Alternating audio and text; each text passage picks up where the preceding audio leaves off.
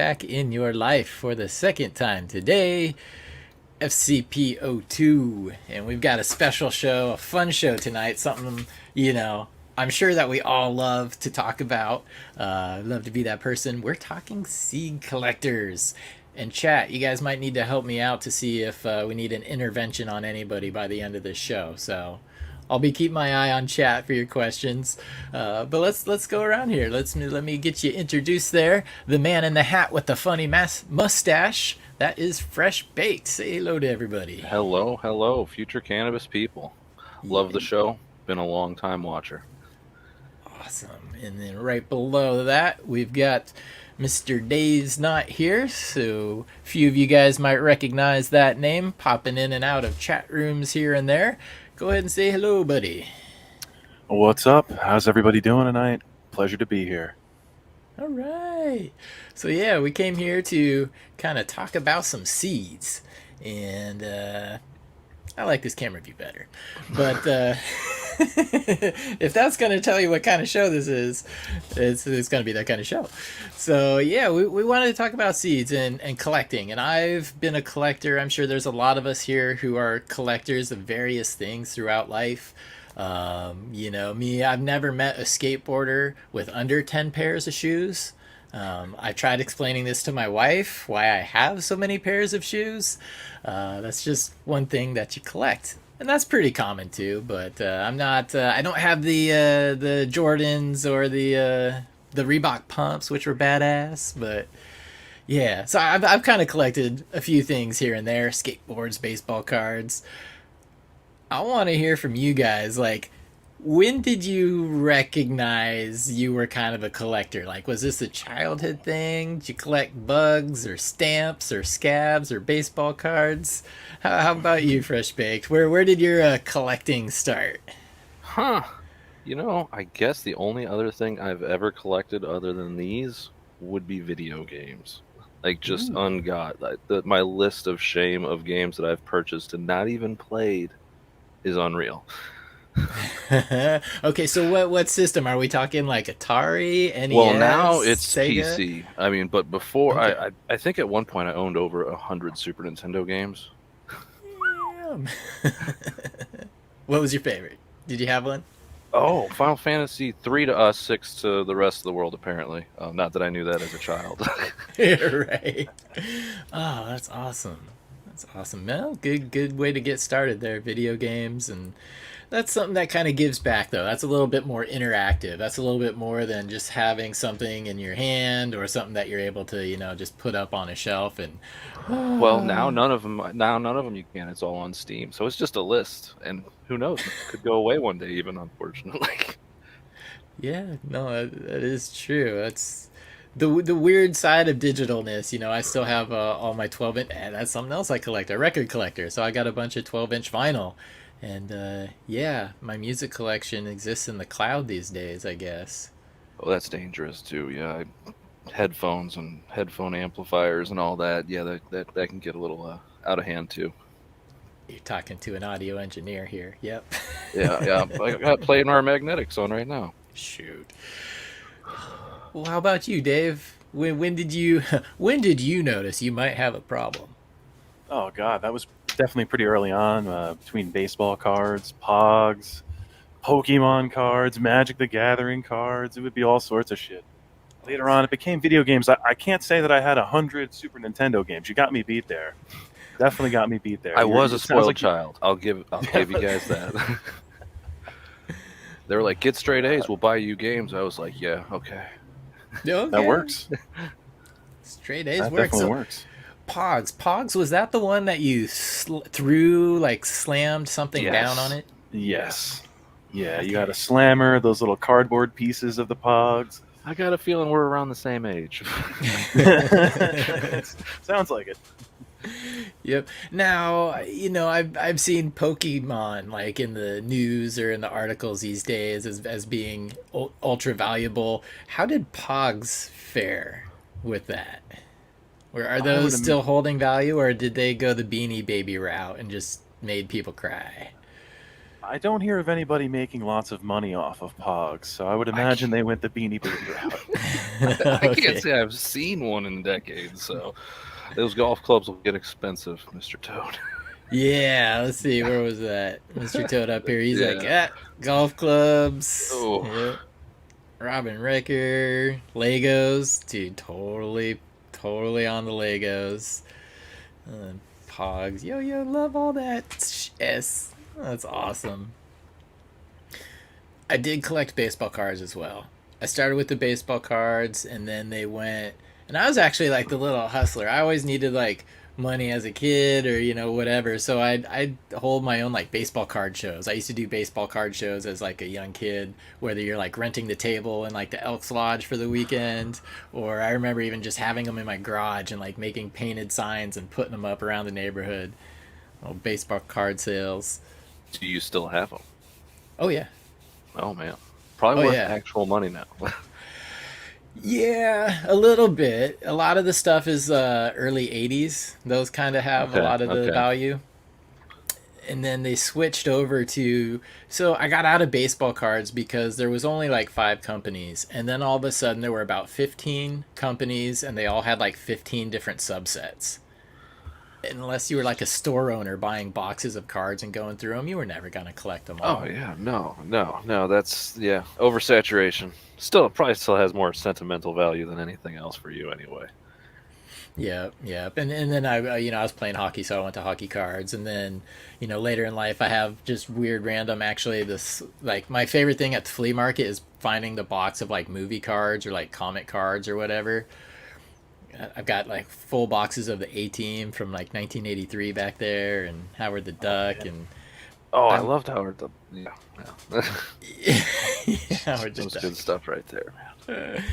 Oh shoot, yeah. So that's But that dates me. like with the beans thing, I did not think I had a problem at all for a very long time. But as time keeps going and they keep piling up, eventually you're like, can I even grow all those before I die?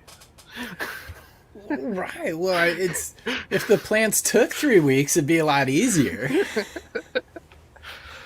Uh, That's definitely true. That's definitely a problem I noticed with myself. It's just there's no way I'll be able to get through everything I have in my whole life. That's why I've decided to let loose some of the things I don't value as much. I've And given quite a try and get few of the something back. free packs to my dad because he got his medical license too and everything like that. And I'm like, here, try this, go for it. Yeah. Yeah, it's smart. It is too, and those are kind of some of the questions that I'm curious about with you guys. Is how old are some like what would be probably one of the oldest packs that you have or that you've been sitting on that you still probably intend you're like I'm gonna pop that one day. See, that's a tough one because even if I bought a pack 2 or 3 years ago, I don't know how old it was when I bought it. Because I know I have quite a few things that haven't been made in a while. So that's like, I don't know, 4 or 5 years maybe? And I'm sure they're probably still viable. I mean, they're stored cold, low humidity. I mean, that's the key to storage.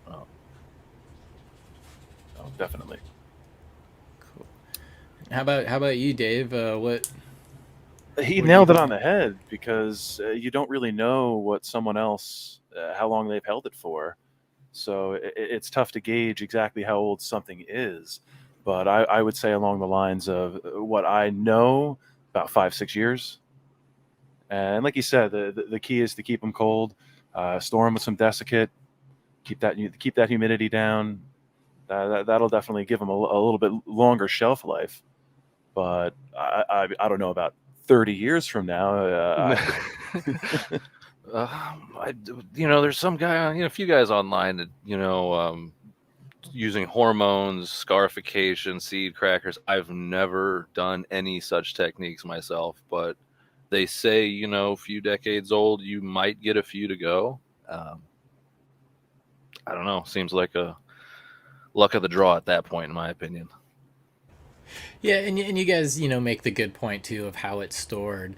I have a friend, or well, a neighbor. years ago that passed away, and the daughter was kind of like, hey, we're cleaning some things out, and of course I picked up the pepper shaker with all the seeds in it. I'm like, you know what these are? She's like, oh yeah. And there's a story, this person's brother was a big person who got busted in the 80s, so I was kind of like, ooh, this might be from back then, because the mom didn't do anything, didn't grow or anything like that. So I was really excited to see what I've got, but it's probably, it's years on now and I still haven't got one to crack. I maybe have like 50 or so left, but goes back I can to, send you how it's a stored. link. I can send you a link. I don't remember if it was Matt Riot. It's a really old video, but he breaks down the formula. I forget what hormones he was using. Makes them stretchy, but it supposedly increases viability greatly because it helps activate what's within the seed. Okay. Yeah, God, I'm blanking on the name right now. It's in your spit, but it's supposed to help germination as well. It's in your spit. Just put them in your mouth, chew them. No, don't chew them.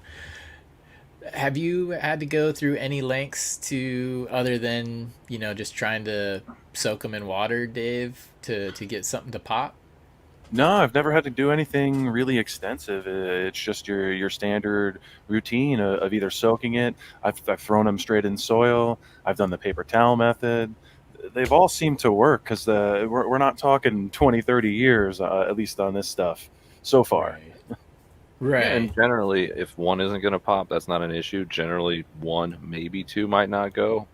But I'd say I've had like 90% easily, just pretty normal methods. Um, I like to soak mine, but not let them sprout. Don't let a taproot sprout out. I mean, they might crack open a little bit. Generally, 6 hours, 10 hours tops, and then right into soil. So you don't wait for it to stick out a quarter of an inch. You just see it open up and boom. Yep, and not even that sometimes. I do like to do the sandpaper thing. You won't hurt them. If you throw them in a pill jar or matchbook and throw them around with sandpaper, it will not hurt them. You can be as rough as you want. It will not destroy the outer shell of the seed. That's good. That's one that I've tried before too. Just a little rough them up, but no luck. Again, who knows if these seeds even have a chance in hell? They could have been in a hot garage or attic for 20, 30 years. Yeah, I mean, Yeah.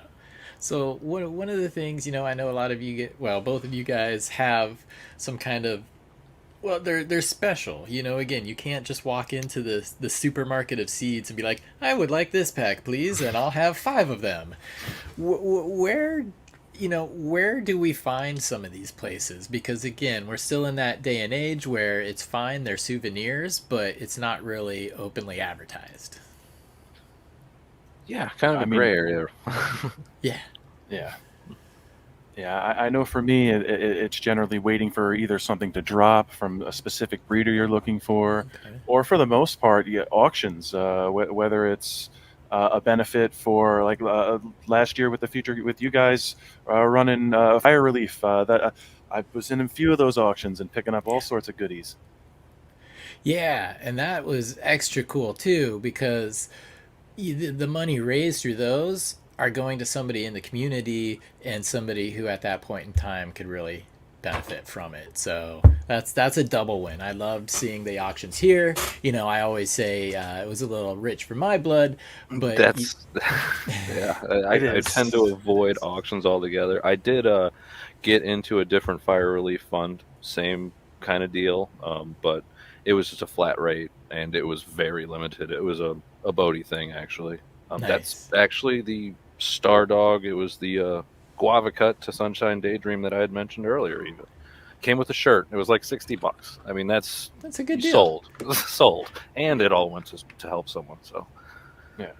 Yeah, really good deal. And somebody who usually, he's a big part of the Future Cannabis Project as well, Mr. Toad. I saw somebody in chat mention that Mr. Toad, he has some great videos on cracking old seeds. He also has the bean cracker Yeah, itself, yeah.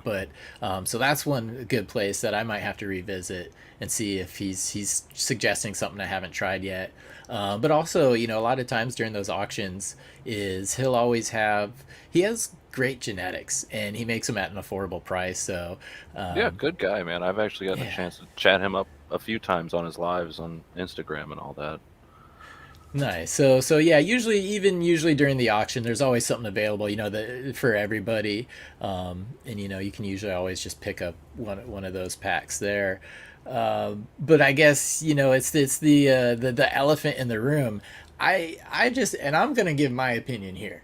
So I just said it's too rich for my blood, and let's just say I paid $1,000 for 10 seeds. Ugh, Let's just say that. couldn't do it. Well, I can't, but here's how I see it's totally reasonable. If, let's just say you get, 5 out of the 10 to pop, which is pretty bad if you're paying $1,000 for 10 seeds. But let's just say 5. So I just paid $200 for each of those seeds. If I grow one of those plants, I'm going to save myself at least $200 at the dispensary from that one plant. Now, if I clone that plant, I keep saving myself money. So in a way, I really don't see there being an upper price tag on seeds as being too ridiculous. That said, still too rich for my blood. How do you guys feel? Because that's a question that always comes up. That's usually the first things out of people's mouth. They're like, I'd never spend that. That's stupid. And I'm like, well, dude, do you get only $40 worth of weed off of one plant? No, you get a couple $100, and that's money you save. So, what do you guys think? I don't think I've ever paid more than $250 for a pack of seeds, and that I'm not too comfortable paying that much. But if it's something I really wanted, $200-300 would probably be my limit. Yeah, that's reasonable. I agree with you. I've definitely gone the other way, though. I've paid a fair amount before. It wasn't 10 seeds; it was 20. Well, I mean that helps at least. That does help.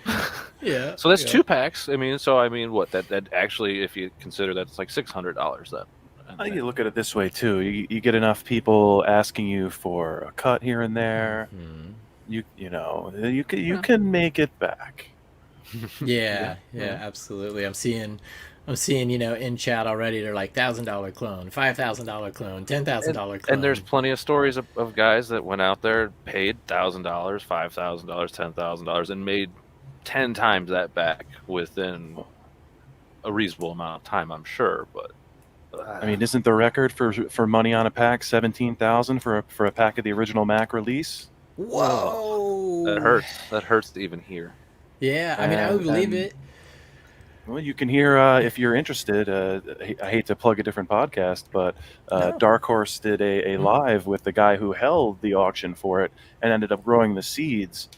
Wee Woo from Scapegoat Genetics. Okay. Okay. He gave the whole backstory on that situation, and it's even worse than you thought. No. Oh, no. Yeah. Yeah, so for that to pack and not to get a keeper female out of it, only getting a male out of it and having to use that male to get anything respectable, that's an extreme disappointment for 17 grand. You That are is- talking about Scapegoat Genetics. He was looking at that as an investment. I mean, that's someone that's looking at genetics as their business. So, Well, he It wasn't is even the one easily who spent the money, justifiable. too. oh, that's Yes. harsh. That's harsh. Yeah, yeah. He wasn't the one who spent the money. He's just the one who ran the auction. But I agree completely, because you can, if that were to go work out right, you could definitely start your own genetics. You could have a whole seed line off of that. Get your name out there just from that. Mhm. You're the guy that paid that much, and now you're making these beans. But well, Yeah. sucks it didn't work out. No, and in that case, totally tragic. That's kind of the risk that you run. And I've heard, the Mac isn't the best impregnator either. Oh no. But From multiple people now. yeah, no. But the thing there is, I have seen some of these auctions, and I have been thinking from that mindset. I'm like, you totally could start a company, or like a lot of folks in Oklahoma who are starting a new business or a new grow. If you could come out of the gate with some of these genetics, if you knew how to grow them right, you come out of the gate swinging with those genetics for your company, you're putting yourself in a pretty good position, So there is the investment, kind of like you mentioned, FreshBakd. I can see some companies doing that, and I remember, I forget which pack it was. I think it was like one of the original wedding cake genetics, and they're like, "Yo, this you could start a whole company off of this pack," and then I think it went for like $3,000 or something. But yeah, you definitely can get going. Well, I mean, look at some of those root beer crosses that are going for thousands of dollars now. Root beer, He root was beer talking is the about it for thing. so long, I was honestly wondering if it was just a meme, like just a huge joke on everybody. Never let any of it out. Just keep talking about it. There's a future Cannabis episode in his garden from like 2017 where he's walking near around root beer plants. Yeah, that was one of the one of the ones that I saw recently that you had picked up, Dave, was the burgers and beers from the Ah, ranch yes, selection, yes. I'm sure the it'll be root good. beer. Oh yeah, it looks good. I mean, it has my interest. Oh geez, right there, burgers and beer. Let me get the Yeah, boom. yeah, yeah. Donnie Burger and root beer. And one thing that I kind of appreciated about the ranch, he gave a pretty clear and undebated breakdown of the lineage of Oh, absolutely. where he got his genetics.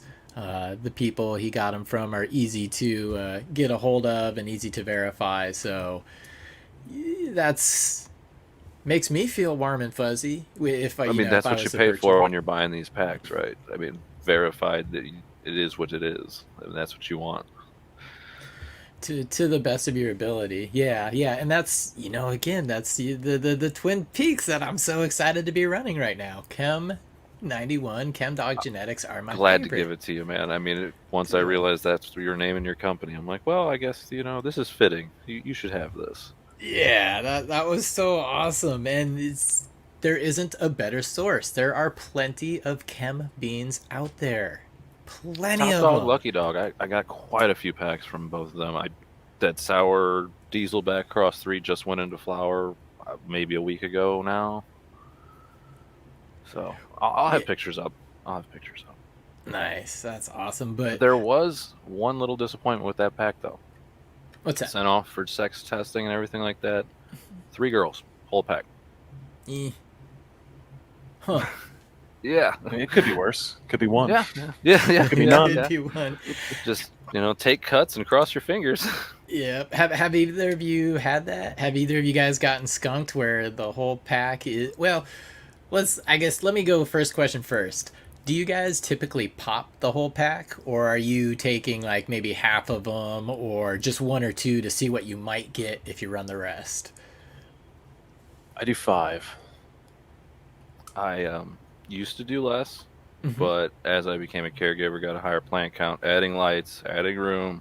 Now it's a whole pack every time, pretty much. Just try and get rid of the boys as quick as I can. Pop more packs. Feed the flower room. Right. Feed me, Seymour. How about you, Dave? What is your approach to kind of going through some of these genetics that you're getting? Oh, I just like to basically run them in 5s and see what the best is of what I can get. I've recently started keeping the occasional male that fits my criteria of like nice squatty little. If there's any good smell to the stem rub right off the bat, as far as flowering it out completely to see its resin profile, haven't quite gotten there yet.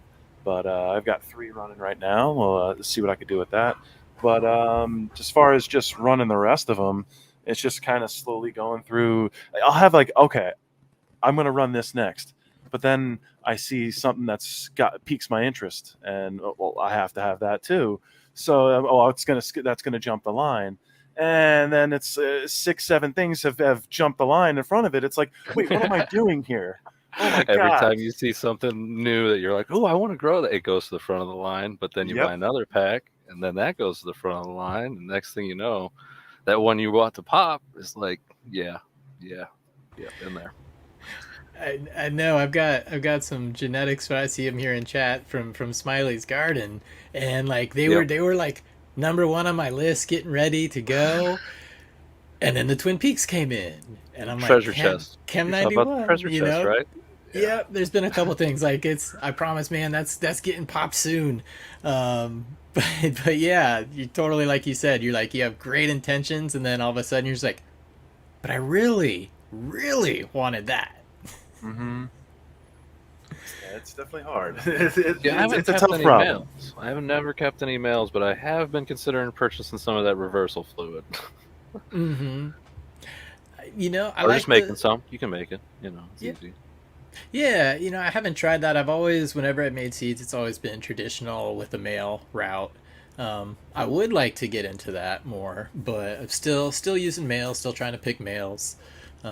But that's different story. I just say that because you have a pretty good idea of what you're getting into already. I mean, I'm sure a few of us have a few nice keeper girls around at any given point, and be like, wonder what that would be like. Yeah, right. And then you have more seeds, and then do you pop the? It's a vicious cycle. Such a vicious cycle. Does that go to the front of the line? First world seed problems. Right, right. I know. I've stopped making seeds recently because I need to start going through things, and that's why I'm kind of asking you guys. I have probably a smaller plant count here in Washington with the medical system. Care provider thing just doesn't really apply here in any meaningful sense. At least it used to. So I'm just kind of one or two at a time right now, just to get in my mind what the potential may be of the rest of the pack, because there's only so much time in the day. So try to get a little flavor of everything and then come back to what I think could be killer. So what one of the things that has been over the years always a concern for companies or people is like payment methods. There's been days where you basically had to send cash through the mail or a money order. Now there's kind of Bitcoin. Some people are taking debit cards. What do you guys notice, or what is it easier these days? Like PayPal, credit cards. What is the scene kind of like? It's definitely easier than it used to be. Not every site or person will take that. I still have had to send cash, believe it or not. Happens. You just got to know you got to look and see if there's someone that's trustworthy. I mean, I've done it plenty of times as well. Yeah, I've always gotten my stuff. So Yep. That's good. There's a lot of opportunity out there for dicks. I'll put it that way. Yeah, don't trust too many people on IG unless they have a huge following and plenty of other people are like, yeah, that's him. No problem. Yep. Because there are a ton of fakes on Instagram if that's where your main source is, and I do not suggest that as your main source of acquiring beans at all. Definitely not.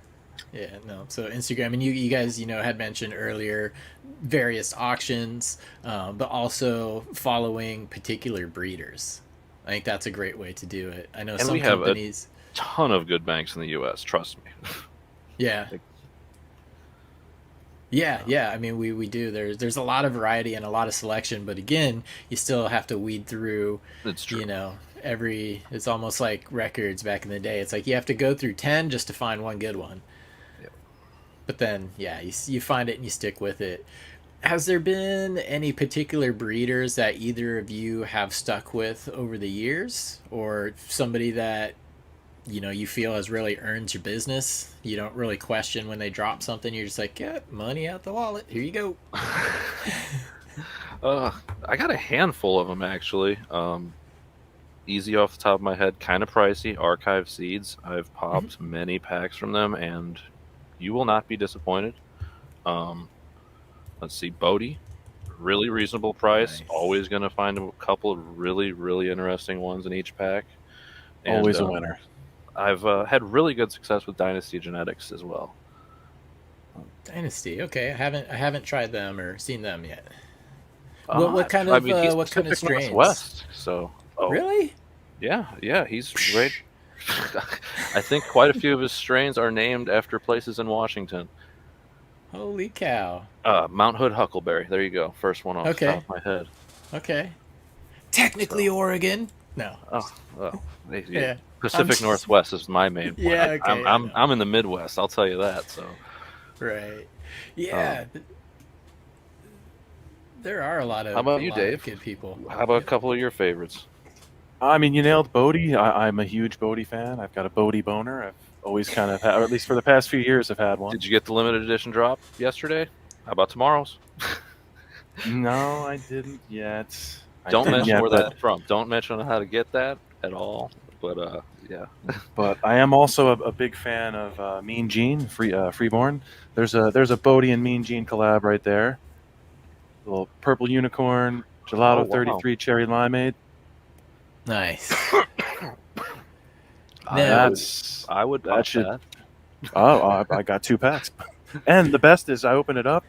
Instead of there being 20 seeds in there, there's 50 fucking seeds. Holy Jesus. crap. Okay. Is that one of the pricier ones right there? Yeah. It was a limited one that was only thrown out there for benefits, for relief. That's the only time you can get your hands on. Talked into overpaying for that. Yeah. $200 was all they. It was what it was. That's nothing. That's a steal for how much you got there too. I mean, that's incredibly good. That's a good value. Yeah. When I saw that there were 50 in there, it blew me away. I mean, that's very little each seed, actually, if you consider the math on that. Mm-hmm.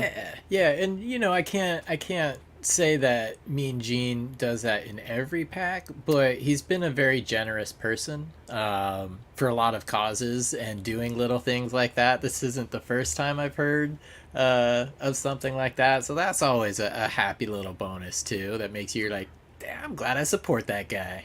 Now you're making me. I gotta look in my Freeborn packs now. You'll probably be surprised that a 15 pack is a 25. Okay, it seems to happen a lot. I've had a couple other breeders like that.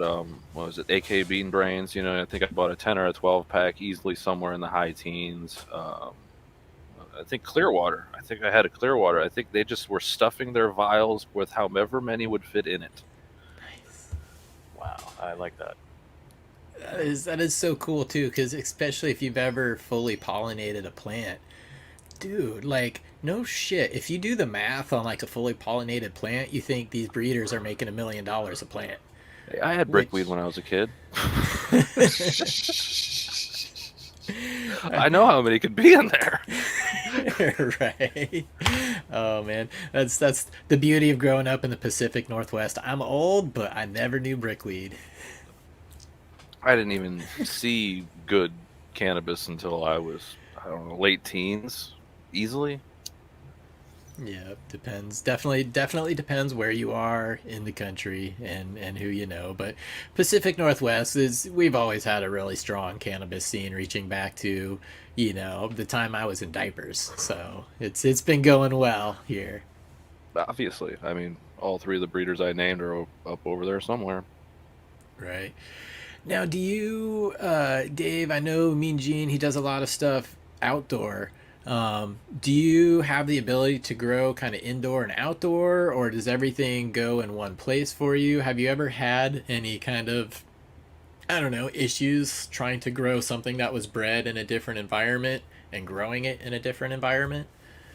Well, one of his first questions was asking me if it hermed out at all, and no, it didn't actually. I didn't have any issues with what I've run indoors with him. I'd like to run more outdoors with him. Where I'm at right now it's not 100% legal to home grow. They're working on it. Mm-hmm. Eventually, it will be allowed, but it'll be a smaller plant count. So I will do some outdoor next summer. But I had a few in a stealth spot this past year, and they I would have liked to give them a little more not more light, because where I had to put them to hide them, they were only getting nowhere near enough hours of direct light. So like that was unfortunate. But next year's a different ball game, so I'll be able to give a better judgment on what they're like outdoors, and because I definitely want to run his stuff outdoors because of him specifically breeding in that direction. Some giant trees. I wish all indoor here. Not even possible. Yeah, me too. On the side of the mountains where I'm at, it's either autos or luck, and I'm not willing to risk it. So, Yeah, I haven't done that. But that's is kind of a beauty about when you are allowed to do it outdoors, and the neighbors can't say anything, the cops can't say anything. That's when you get the big, the Mendo dope plants, the I think 25 in pounders. Missouri you could, but you would have to build a greenhouse that is locking and meet some certain standards, and probably have cool enough neighbors that aren't gonna, you know, Rip, yeah, yeah. Yeah, That's that's a big tis concern. or the complain season. about it. Who knows, like how, yeah, that would even pan out. I got Ned Flanders for a neighbor. It ain't happening. Hey, if you're within your legal rights and you're within all the parameters they put forth, shouldn't really be an issue, even if he complains. One would hope. Yeah.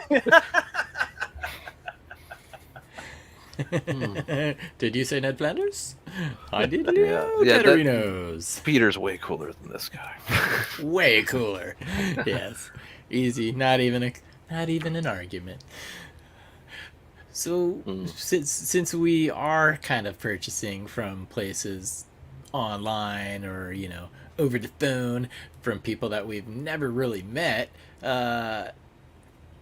how long has some of these taken to get to you? I know I Oh, need to send something out right now, and I, quite honestly told her I did a contest Saturday in the show, and I said, I just kind of hit them. I'm like, it might be a week before I mail these, just to let you know.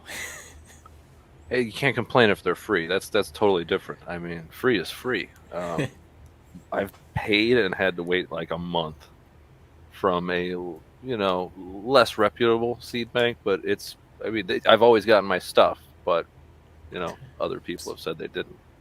Right, right. How about you, Dave? Is there ever been a time where you'd almost kind of like given up or forgotten about it, and then it shows up in the mail, and you're like, oh yeah, I bought these. I've definitely forgotten about it and it showed up. That's happened where it's been about like a month, and generally that was from an auction or something like that where it took a while and it was going It's through a different person. channels. Yeah. Yeah, so like I'm not going to hassle the person unless like if it's one thing if it's taking a really long time. If it were to be 2 months, 3 months, then I might be like, hey, what's the situation here? But for the most part, it always comes through, and it's a pleasant surprise when I forget about it. Right, got it. Yeah, yeah, got to be patient. I have surprised myself at the mailbox a few times, not with any of this fun stuff, but with other items. I'll order like grow equipment or something. I'll be in the zone in the garden and be like, life would be better if I had this. Thank you, internet. I can order any time of the day now. 2 a.m. Yeah, Boop, boop, boop. yeah, yeah. And good seed banks. You mean you'll get it 2, 3, 5 days tops usually. I mean that's more common with the bigger ones. You know. That's awesome, and that's handy too, because there's usually a rotation or a schedule that you're working on, and I mean I have so many. Anything I order, I'm not really worried about that's getting true. right now. Honestly, I mean, oh no, I'll just pop these. That's right. I forgot what show this was. How about like fems or regs? Preference? Do you do both? Either or? Do you care? Yeah. How about you, Dave? I mean, I would honestly prefer to do the regs, but it doesn't really matter. I just don't really. I've never really done autos. That's the only thing I've never really done. Yeah, I've only dipped my toes in autos and fems, quite honestly, and they were winnings or freebies to me. I've always known people who did regular seeds, and it's not necessarily because they didn't like the other ones. It's just probably because they didn't have the technology at that point, or it was just so much easier doing it the way we've always done it. But I have grown out some autos. Sure, yeah, why Was it not? Mephisto?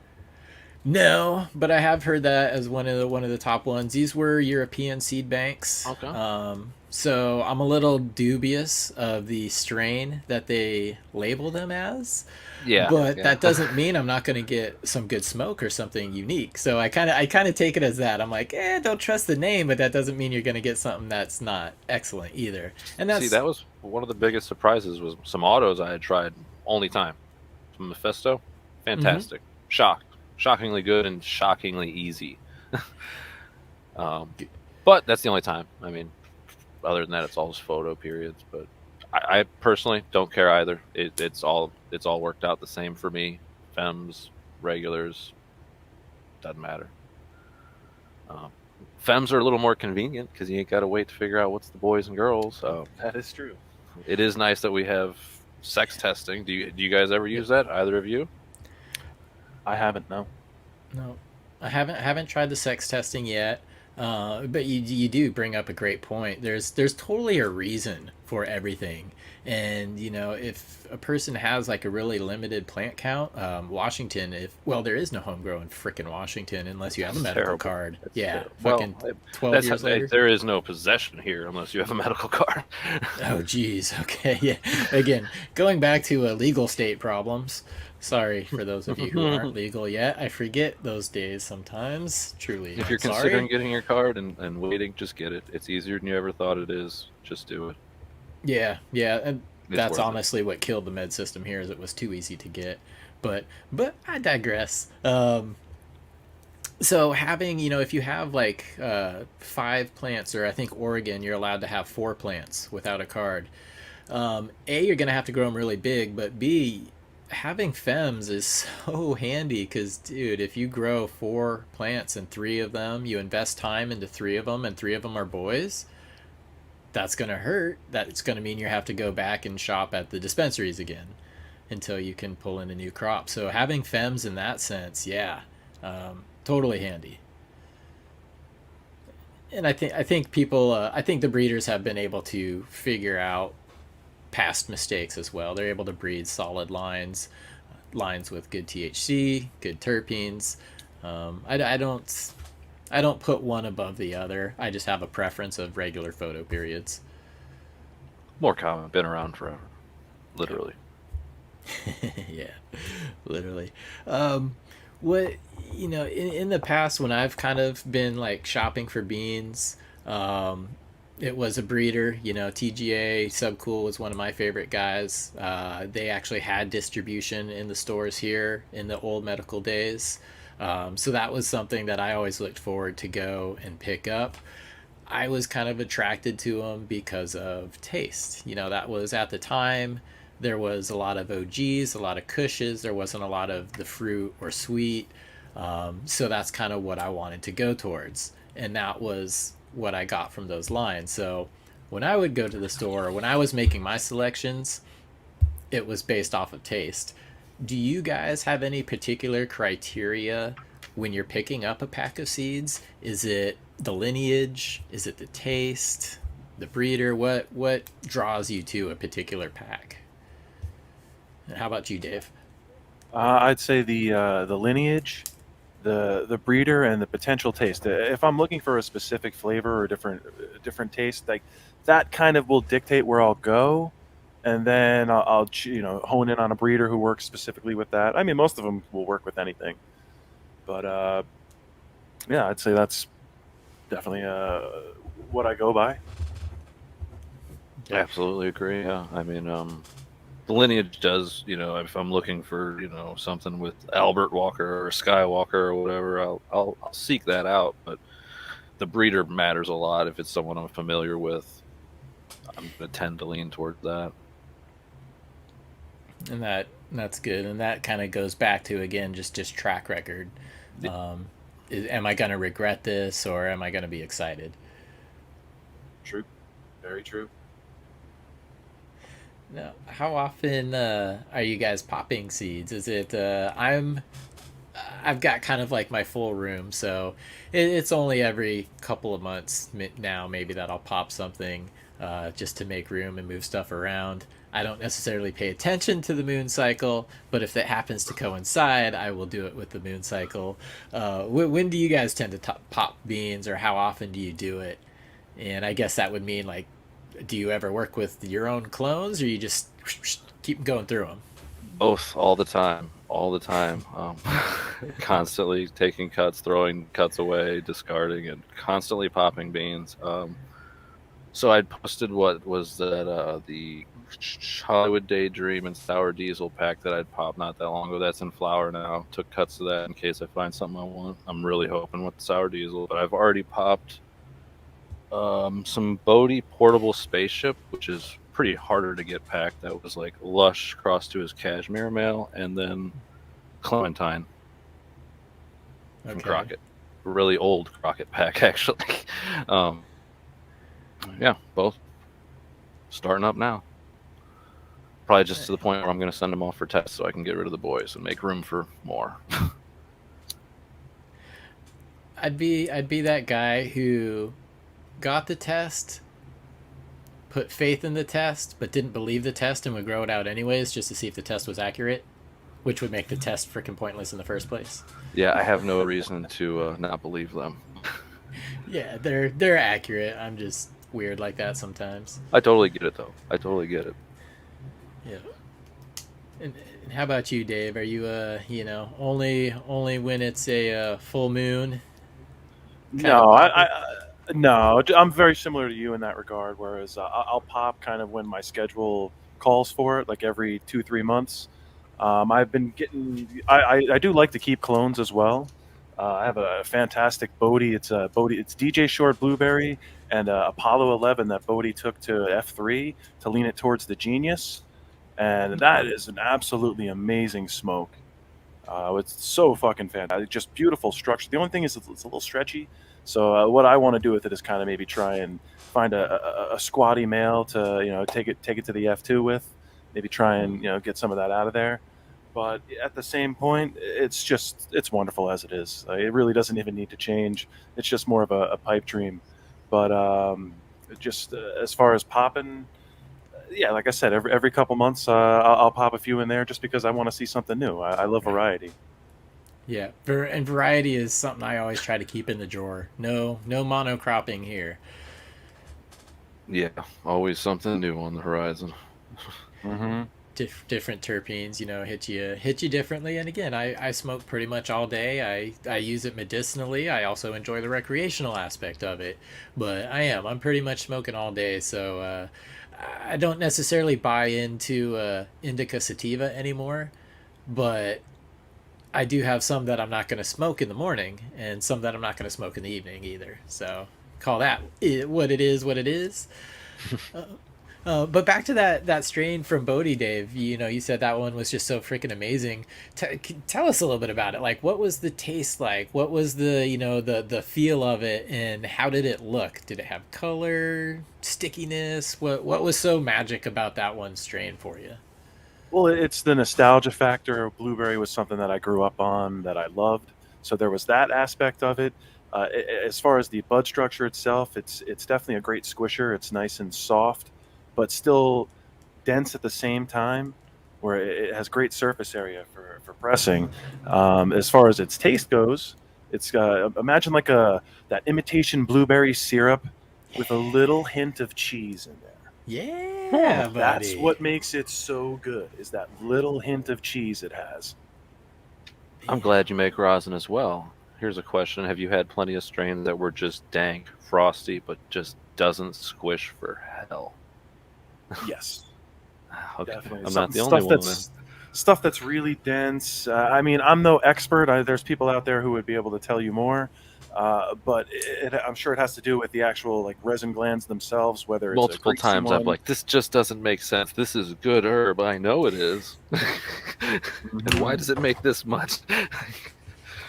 Yeah, well, what if some of those strains been? Because a lot of people, like you said, you'll see a strain that's just freaking Frost Mountain, but it didn't actually squish in real life. So what, if any of them come to mind for you guys? What if some Smoking of those on this right now? This Gorilla Cheese that I haven't squished any from this harvest. I mean, I'm in trim jail right now, literally. But the last run of it, I did not get very good returns from squishing it at all. And Gorilla Glue, I mean, it's known as a good squisher, but I mean, it's dank, it's frosty, but great smoke. Not so great a producer in the rosin. And did you have any, Dave, that came to mind? The one that comes to mind would be Prayer Pupil from Mass Medical. I got tried that and just never. It didn't impress me with the squish. Didn't impress me with the grow at all. That was a while ago. Man. Oh. Yep. On just kind of like a overall percentage, because I know it's going to vary and there's so many strain specific things, but we all hear the word hype. We all know a few of the strains that are considered hype. You guys have had the ability to grow some of these things out. You know, a lot of us just get to see them on Instagram or, you know, in a video somewhere. How many times, or, you know, does hype live up to hype a lot of the time? Is what I'm trying to get at there. For the most part, like rainbow belts, that's a really well-known plant. It tastes fantastic. She's a tiny girl, no matter what you do. Okay. I mean, I vegged the bejesus out of it. Still not so great of a yield, especially for the area. I mean, she's just a little girl. And then, I got gastropop and back-end flour from Compound. I consider that a pretty hyped up apples and bananas to grape gasoline. It is fantastic. I mean, fantastic. And I have no complaints about it. Yeah. Sorry, I was just responding back to chat. They're like, we want seed packs. We want the corn. Oh, but it's all in the fridge. And like all these people are talking about, they keep it in the fridge. Be careful if it's in your regular fridge with your food, because you opening and closing that door, you could be creating condensation. If you're going to have it in a regular fridge, keep it in its own container that's airtight and has the desiccant in it. I have a fridge that's just for seeds. Same here. Just something to keep in mind, because if you want long-term viability, you know, every little bit's going to count, especially over years and years of opening and closing that's why you get the frost up and coming down from the freezer into the fridge. That's the humidity you're letting in every time you open the door.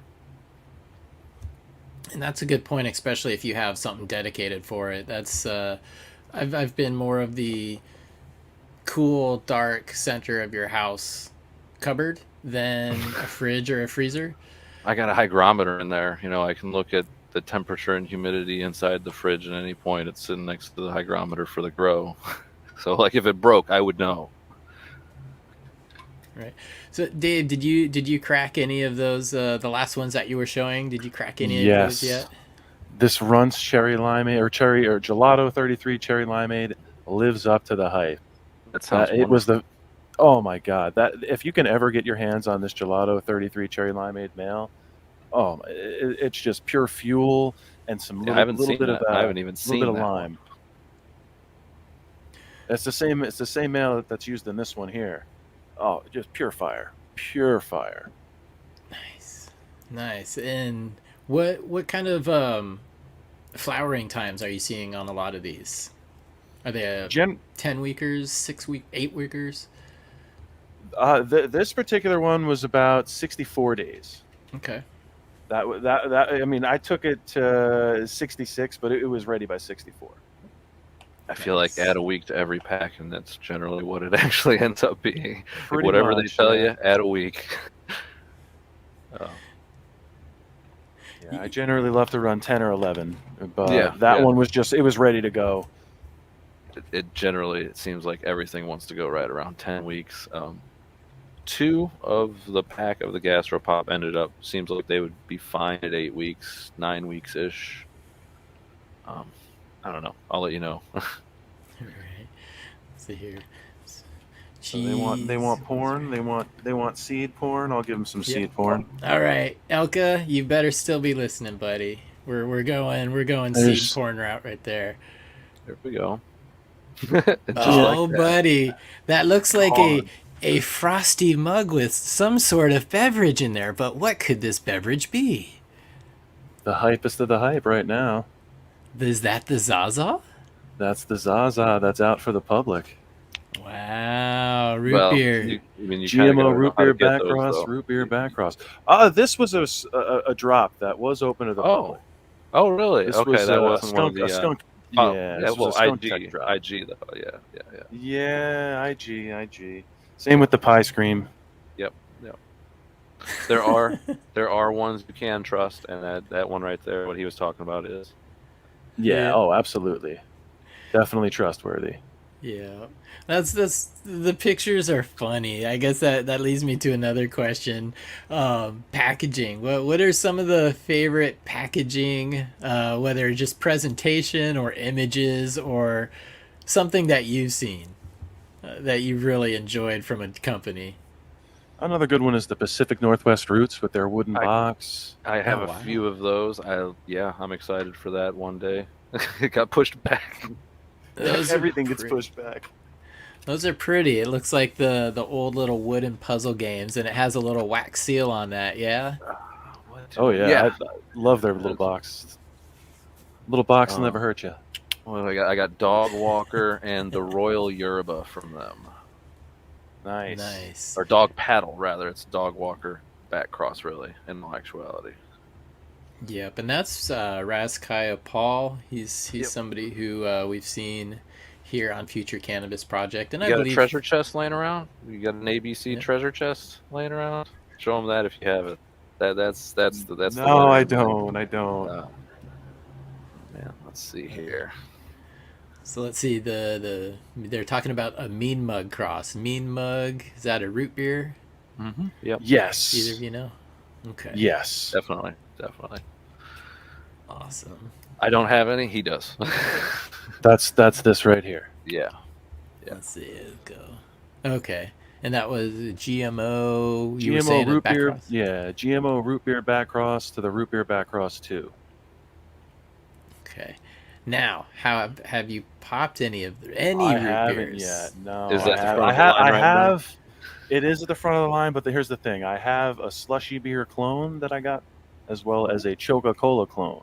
Okay. So those have kind of taken Commit. precedence Yeah, over. they're there. They're already so there. they're already there. I know what they are. I've seen what they can do. So I'm excited for those. Not even tempted just to throw one in there?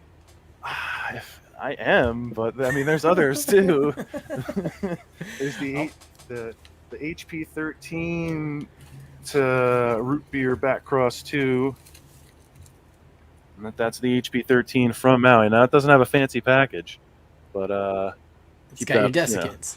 absolutely. So how many root beer crosses are there? Well, in your possession right now. In my possession. Have they been hoard out to a lot of males or what? What's tell us about the root beer?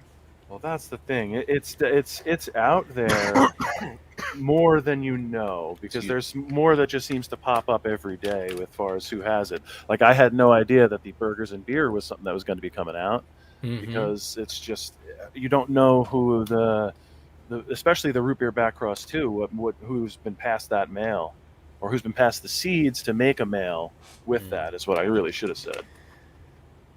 Kind of trickling it out. Slowly getting its way out there. Yeah. But let me. Well, that's used to be what would make. There you go. Let's see, Catholic schoolgirl and Mean Mug. That's another root beer. Nice.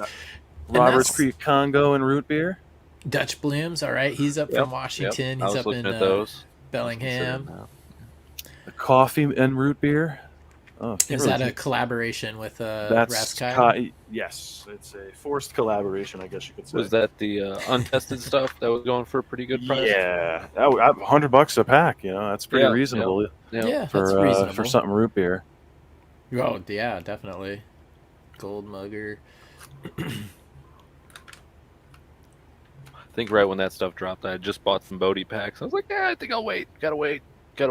Yes, Bickett. The Bickett OG is one that I've been hearing a lot about lately, and I think there's only been like a couple seasons of grows for that one that I've seen around.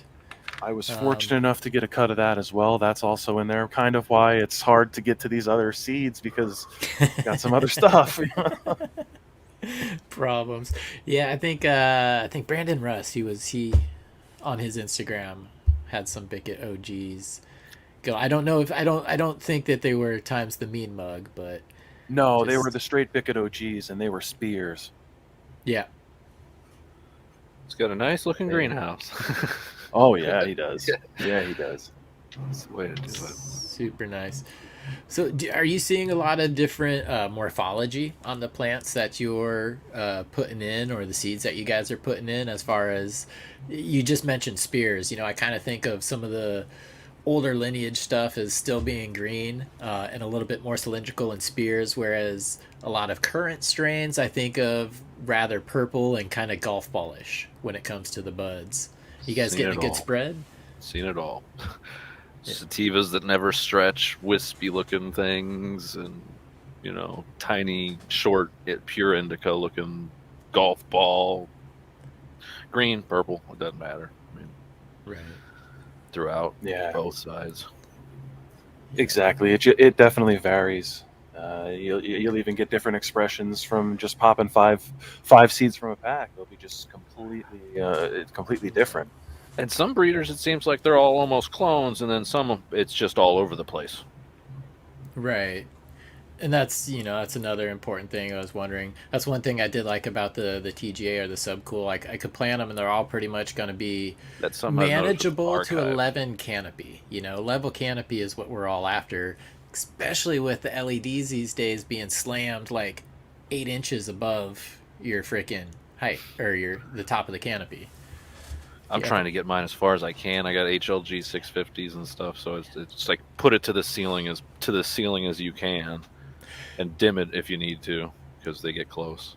That's the route I like to go. For various reasons, but a lot of these commercial facilities, I see a lot of the bar style lights. Everything is just hovering right off the canopy, and in my head, I'm like, okay, so is there a guy who goes in and raises every light every 2 days, or do they lower the bed that it's in? Because dude, shit grows more than 6 inches, so something has to give there. Stretch. Whew. Yeah. In there every day, measuring. Okay, I need to be at least 3 inches off. Come back in the morning. By the time you finish dialing in a room, you got to go back to the beginning of the room, and start it in. Absolutely. So you have seen some, and again, I'm strain dependent, but you have seen a decent amount of variation, Dave, in a lot of the, in some of the strains that you've been picking up. And have you seen things that are like totally different, which isn't really good or bad? You could get two winners, but have you seen things that are just like you came from the same place? Absolutely. I recently ran a Space Fuel from Katsu. That's the Katsu Romulan collab. And I had one that was definitely much shorter, squattier, indica leaning, but really fat, dense buds. And the other leaning more towards the sativa, really stretchy, tall, but more spears.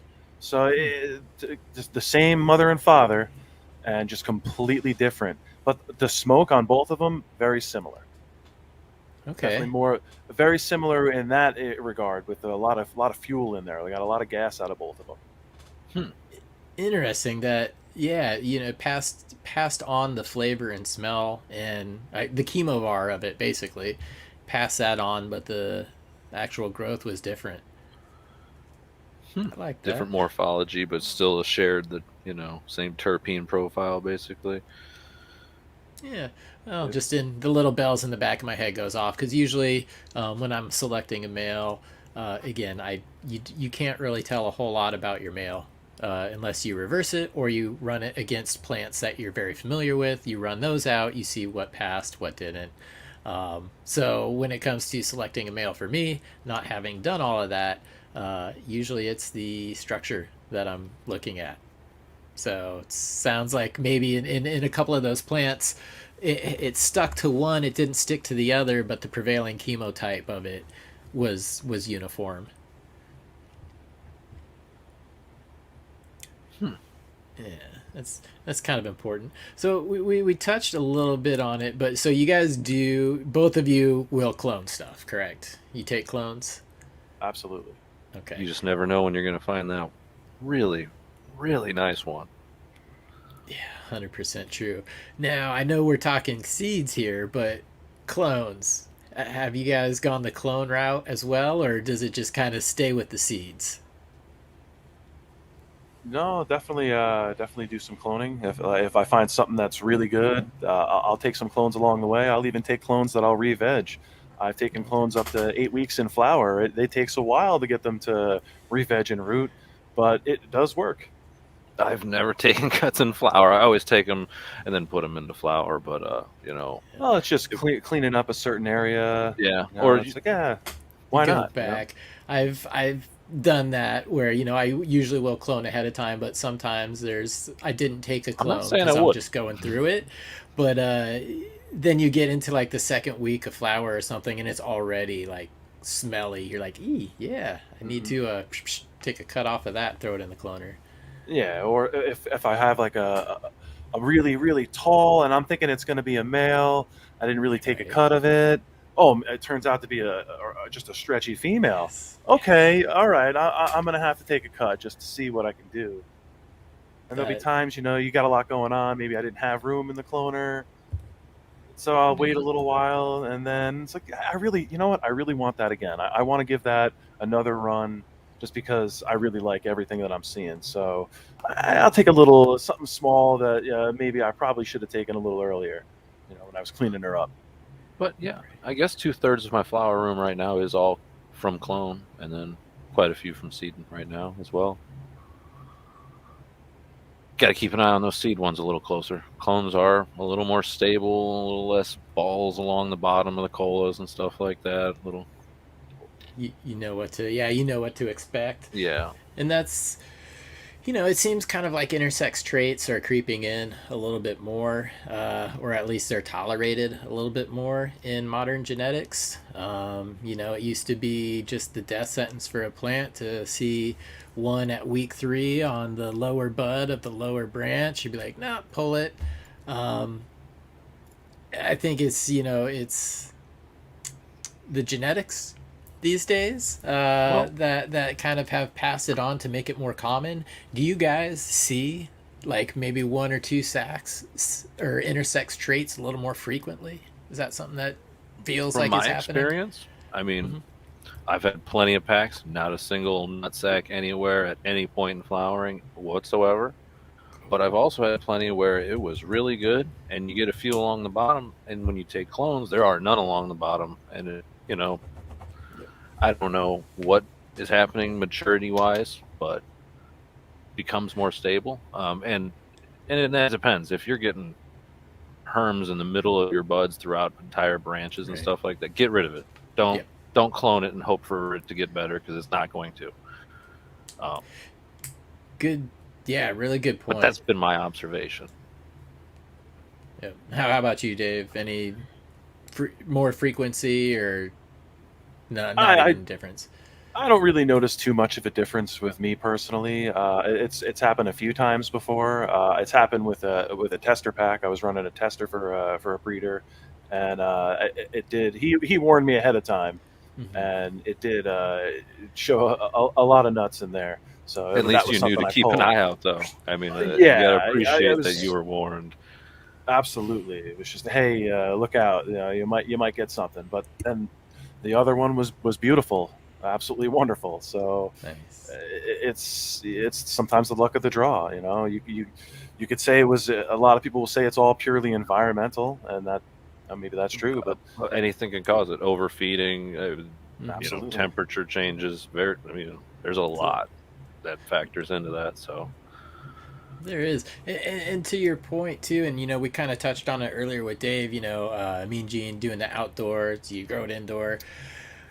I will grow the first time I grow a plant. I'm not doing anything to it. I'm letting it grow the way it wants to. Not going to top it. Not going to net it out. I'm not going to do anything, because I know if a plant is going to herm, I'm usually going to see it on that lower bud on the lower branch in about week 3.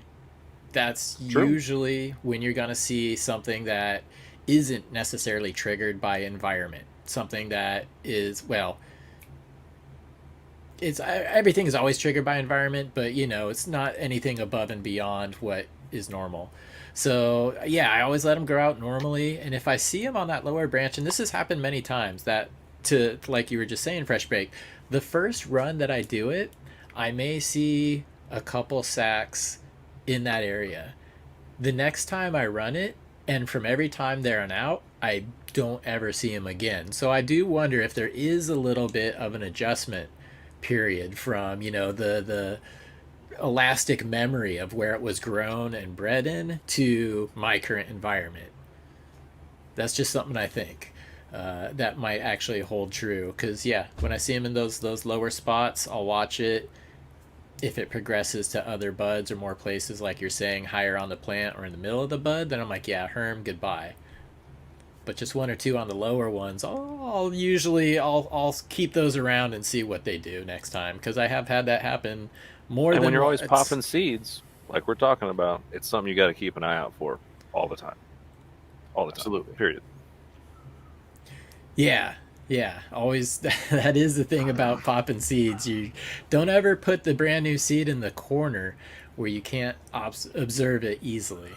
Don't matter how much you trust that breeder, it's new. Yep. Yep. So, do you guys, I just asked if you take cuts though. Do you guys actually would go on an auction and buy a clone? Just like you're like, oh, Bodhi has this. It's a clone only form. Would you go and pick those up, just the same as you would a pack of seeds? Not again. Yes, if I could trust the source. There you go. That's a major factor right there. And the source, trusting the source as far as like IPM practice, or having legitimate genetics, or what do you mean? Someone who's actually going to send you anything. All of the above. All of the above. Yeah, well, you're dunking it when you get it, no matter what. You got of course. You quarantine, do all sorts of your own IPM, but you definitely want to make sure that the lineage is true.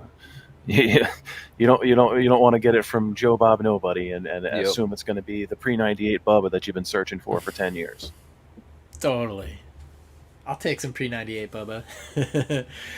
But yeah, that's like this chem stuff. There's a lot of places you could pick it up, but there's really only a few places where you're like, this is the pre-98 Bubba, or this is the chem stuff. Absolutely. Yep. What is probably I guess we could start with you, FreshBakd. What is the longest that you've kept a cut around? You're like, never pulled a Rick Astley, man, never gonna give you up. Probably like a year, but I kept putting it back into flower constantly, so literally smoking something for almost a year straight. I was like, I'm done with this. I'm so done with you. You're gone. And I got rid of it. And it was one of those dynasty strains, and it tasted great, it yielded great, it was frosty as all get out. It was cherry vanilla cookies. Okay. I think it's platinum Girl Scout cookies to Miss Universe. It was great, easy to grow, never really gave you problems, no mold or anything like that. And I would pack it in a tent, wall to wall buds. And yeah. That's probably the longest, but I'm not against keeping something around crap for a very long time, honestly. I just may not oversaturate myself with something like that in the future.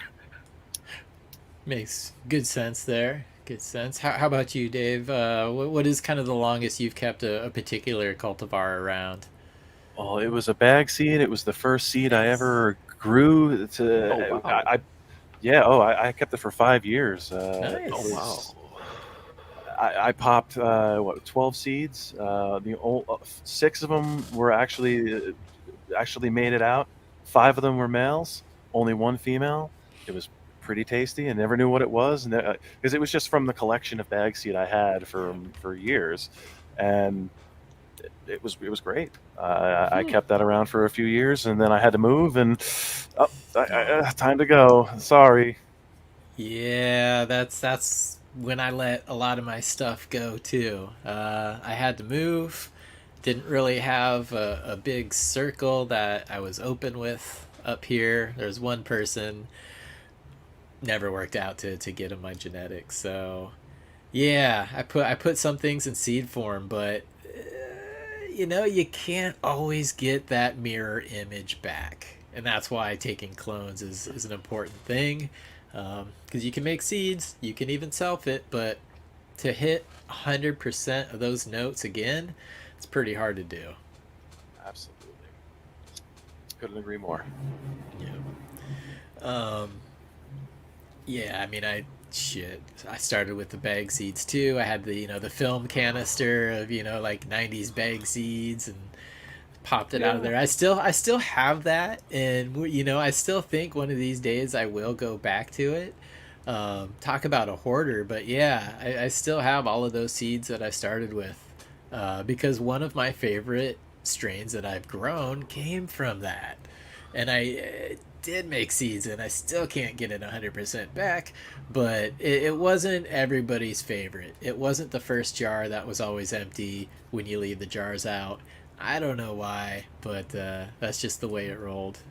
I enjoyed it. Um, Yeah, I can't say I've ever even grown a bag seed as an adult with resources that could actually accomplish anything worthwhile. I mean, everyone tried stuff when they were a kid. 90% of the time, that didn't work out for you. right, right. Yeah, you've definitely. I've come across the just complete herm machines going through bag seeds, but I've also pulled some pretty killer stuff. So Well, I have a general rule, because there's certain strains like Sour D or Chemdog, for example, is rumored or to always throw just a couple nanners. You might find like maybe 3 or 4 seeds a plant, but you usually always find like 3 or 4. So if I'm buying something from a dispensary, and it's fire and it's like a quarter or maybe more, and I just get one little seed in there, I'm gonna pop that. But if I get yeah. 30 seeds in there, No. no. So there are some of the best, some of the more famous strains started out as bag seeds. So I'm definitely not opposed to Oh, that. definitely, definitely. But they've continued to be worked into these legends that we know. Like GMO. GMO's got some bag seed lineage in it, but everybody knows, loves, and wants GMO these days. So it can all lead to good places. Hey, that Bubba Kush. There's another one right there. Yeah, that Yeah, one started out. supposedly the bag seed from, well, not from bag seed, but from an accidental Nice. herm on either the Northern Lights or the OG. A Nice. handful of chem strains, are confirmed bag seed. Yep. I'll certainly take it. I'll certainly take them. But we're talking bag seed here.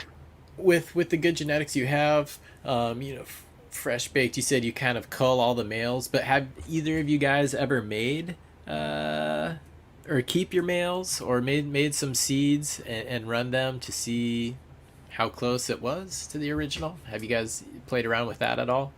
Not yet. Okay, but is it in the plans for you, or you're just like, I can't be burdened? Well, maybe one day if I could figure out how to like reverse just, a small plant and put some sort of collection bag over it. Or, I mean, I have enough tents. I could probably isolate that and whatever I wanted to, and just have filters in place. It would require quite a bit of practice to not let it spread, but Yeah. it's not outside the world of possibility. That's for sure. Yep. How about you, Dave? Any playing around there? I am in the midst of my first attempt at keeping some males. Cool. Right on. What did you choose, and why did you kind of choose that there? Oh, I chose a couple of Mean Genes selections, and I went for stuff that kind of fit what I was looking for in their structure. But them being late showing males, like they didn't show their sex right away. I only found out later when it was like, oh, you're a dude. I thought you were a girl. All right, Damn. yeah. It's like, all right. Well, you know what? I like how you smell. Yeah. I like everything I'm seeing so far. Yeah, I like your shape, your structure. I'm gonna give you a run. What the heck, right? Yeah, All right. I'm gonna give you a run. I'm gonna collect some pollen from you. Nice. So you're going the pollen collection route versus just putting them in there and shaking the crap out of it. Part of me is tempted to take one of them and shake the hell out of it and keep the other as pollen. Yeah. Haven't decided which though. Might as well try. I mean, one way is guaranteed. Yeah, it's all about planning. It's all about crop rotation again. Like if you have anything else in flower that's in the room, in the vicinity, Shaking it is risky. Sounds like it. Yeah, dude, I've pollinated a full room, like out the door, down the hall, through another door, around a corner before. Fuck, whoops. Um, so, but I also am horrible at collecting pollen. I can collect it, I can store it, dude. Trust me, I've read your tutorial 100 times. Just doesn't work for me. So I go the crop rotation, planning, and then I shake the crap out of it. So yeah, you could do both. Lot of cleanup after that. Yeah. I Yeah. do have a dedicated. Spray everything down. I do have a dedicated tent for it, but yeah, I do spray things down. But I do have a dedicated tent, so that makes me feel a little bit better and a little bit lazier when it comes to trying to get all the pollen out. Negative air pressure. Yeah. Yeah. Oh, that's the key. That's a given. Yeah. Lots of it. Yeah. Well, I want to talk about, some of the like success stories or something that had surprised you. So Dave, like what, we all pop packs, we all have a preconceived notion of what it should be. Sometimes we've never even smoked the strain before. We've just seen it in pictures. What has been one that kind of surprised you in a pleasant way, and kind of what way was that, as far as something unexpected that you got out of it? I'd have to say, well, right off the bat, just this actually living up to the hype. I mean, I love the dude, but I wasn't really sure if this runts was actually going to be as good as advertised. And I know it's not pure runts; it's a cross. Maybe that male had everything to do with why it was so tasty and delicious. But that really surprised me with the fact that it lived up to everything I thought it was going to be and more. Something else that surprised me, maybe in the negative way, was that definitely that some of that mass medical stuff. It between the great pupil and the prayer pupil, it had some not so wonderful things going on there with a little bit of intersex traits going on, especially with the great pupil. That was just dicks everywhere, as far as the eye could see. It was like a European, absolutely. It's like a nude beach in France, Oh Lord. Freaking come in the room and like, what the hell happened? God damn it. Yeah. Was that something you were able to catch in time? I did catch it in time. So, but I you pick off a couple on the lower branches, hoping for the best. Then you just see it spreading everywhere. So it's like, all right, you're done. Big old hole in the room.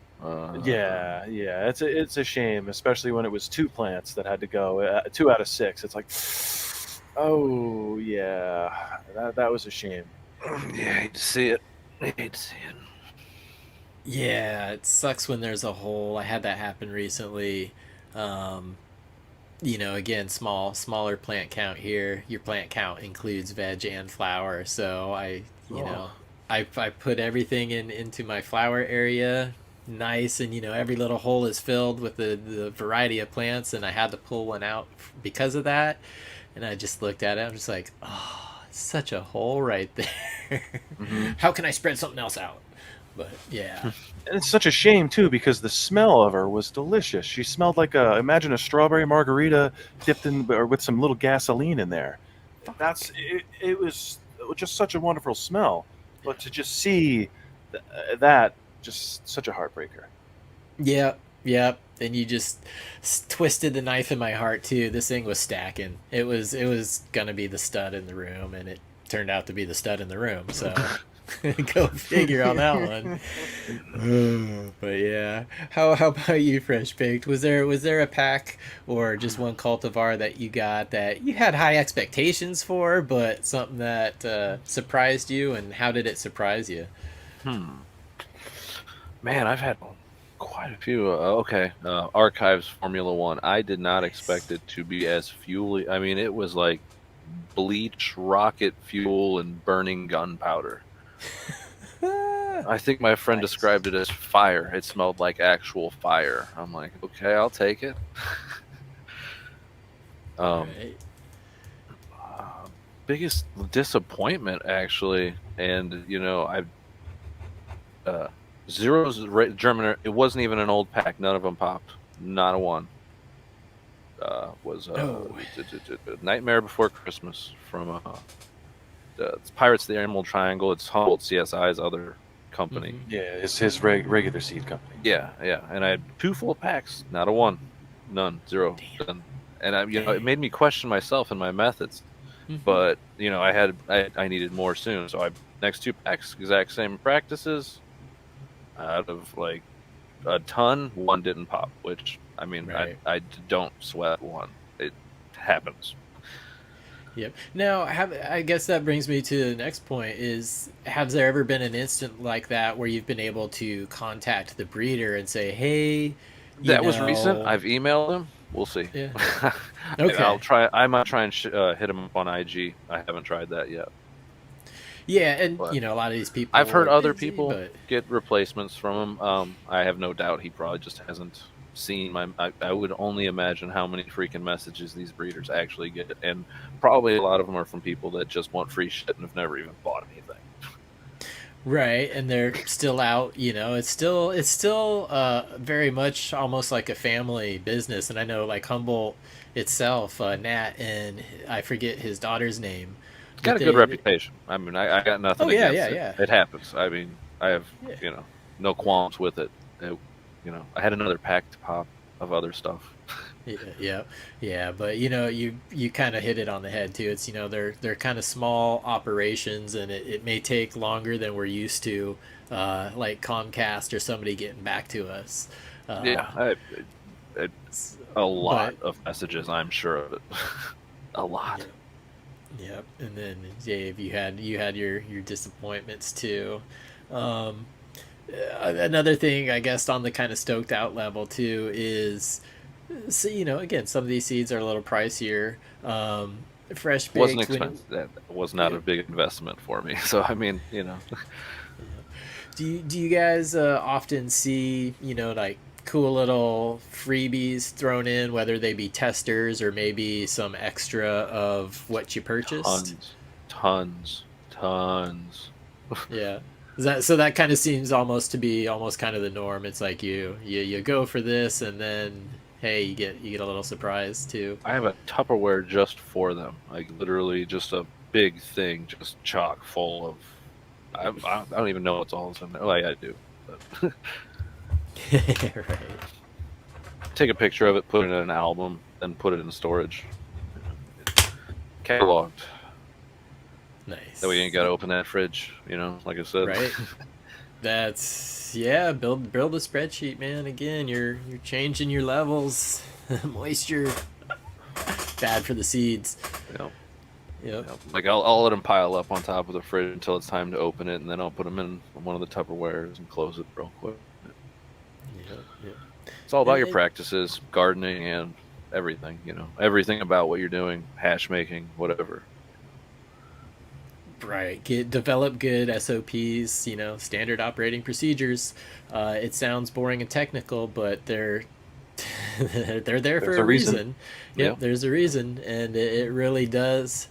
Once you have a routine and a pattern like that, you're able to see a lot of differences between these different cultivars, whether one starts to yellow first or one starts to, do whatever first. You get, when you know what you're doing, you know how to change it and what needs to be changing. So that's something else to be said for the SOPs. Yep. And how about you, Dave? I saw a post of burgers and beer up on your Instagram page. Did you? I saw a couple other packs up there too that looked pretty interesting. What were those? Oh, that day there was Barry Payton. I think that was this one here. The Gary Payton and sour strawberry from the ranch, and he had some. What was it? Mendelbrot Kush F2. Good Lord, those sound so damn tasty. Mm-hmm. And then there's some Skunk Tech recent drop. The Bermuda Triangle Haze, the Triangle Kush to Cuban Black Haze. Ooh, nice. And one more. Yeah. Hazeline, the SFVOG to Cuban Black Haze. Wow, I have not tried the Cuban Black Haze. That's got my interest though. Same here. I don't know what to expect from that one, but you know, hazes are good. You know what? That Hazeline there, that reminds me of a freebie I have in the fridge. It was from AK Bean Brains, and it was called the heck is it here? Hold on, I want to look at the picture. But it was Mean Gene's. He called it Gasolime, and it's his lime pop took to F5. He doesn't sell them, you know. He's not stepping on anyone's toes, but he liked it, and I think he's going to breed with it. And he gave them out as freebies with orders. And I'd like to try that. That's good. I mean, you know, back to Mean Gene stuff. I know you like that. Oh yeah, Yeah. a lime pop Kush. There you go. F3. Exactly. I'd buy that pack. Nice. Oh, and I just got to put this up as somebody who remembers this, saw him play, and lived in Seattle and was here for that. Gary Payton was the pride of Seattle, and then the Sonics got stolen by Oklahoma. Yes, they did, Greg. I'm actually somewhat thankful because now we have the Seattle Kraken. We have a hockey team, and that's all I wanted in life was a professional hockey team here.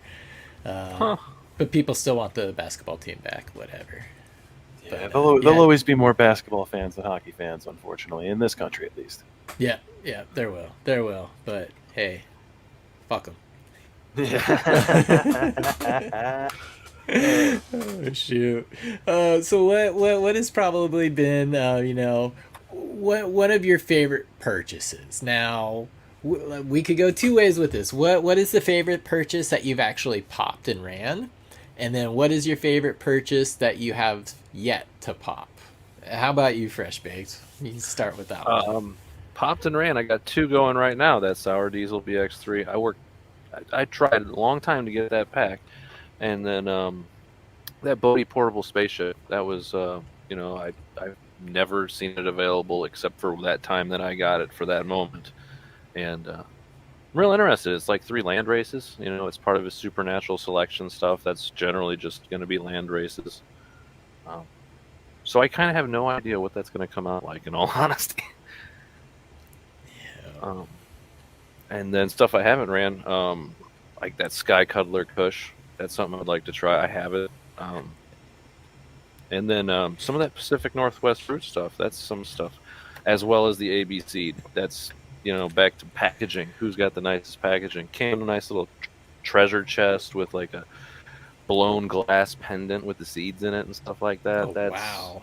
Yeah, I mean, they got me with marketing. I'll give them that. But the strain sounds awesome. Stank breath. I think it's like meat breath to peanut butter breath or something like that. Okay, and that was a lot of the Thug Pug stuff. Yeah, okay. Yeah. He's another guy from Michigan. Thug Pugs from Michigan. So a lot of Thug Pug stuff in his. Yep. And I don't know if he was in on the Mendo Breath, but I love that Mendo Breath, and then there's a Motor Breath 15 out here that I haven't had the pleasure to try. Sounds wonderful. Yep. How about you, Dave? The favorite pack that you've popped and the favorite pack that you haven't popped? I'll point it out for like the 3rd or 4th time. This is gonna win for a favorite that I've popped. Okay. I fucking love this. I absolutely love the jet fuel that it brings. It's a fucking winner. As far as what I want to pop, you got things like Karma Genetics, you got the Sour Diesel BX3. See? All right, yeah. You got the Dominion Skunk. Okay. The Northern Lights #2 from Authentic Genetics, Todd McCormick. Oh, that was the new drop. Congratulations on scoring some of that. Mel Frank and Todd McCormick. That's some good Authentic shit. Genetics, yeah. See, again, it goes back to the source. That is a nice little pile of beans there, man. Yeah. That's not even the half. Oh, I know how it goes, man. I know. The addiction's real. Freaking hundreds of packs and shit, you know. I still have some of the Subcool beans from before he passed. I mean, I have the TGA, subcool beans. I was actually flowering out Jack the Ripper when he passed. That was really sad to me. Oh man. I popped actually I did a video on FCPO2, just like random cloning. I cut a plant in half just to see if I could clone it anyways. It's like a 2 foot top section. Turned out to clone fine. They're in flower now, but that was one of the crosses I made with the Jack's Cleaner too from TGA, and it's totally awesome. Smelling like that. So yeah, those were. And again, going back to those strains, I would plant them. They were purchased 2010, 2012 area. You'd plant them, you get a level canopy, but they were consistent. Like I make crosses with them, and I know consistently what they're going to give, and they show it every time. So that's one of the things I love about those genetics, but also going to like the Todd McCormick's and Mel Franks. They should be solid, stable lines. They're things that you can work with. It's not starting with a crapshoot.